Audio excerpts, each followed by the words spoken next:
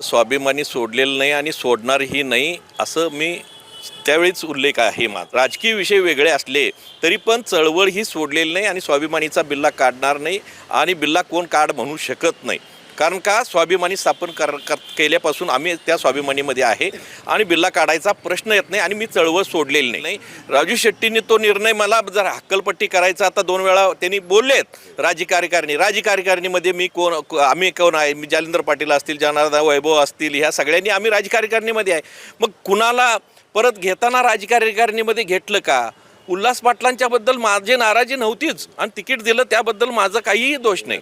कारण फक्त मला महायुतीबरोबर राहायचं होतं.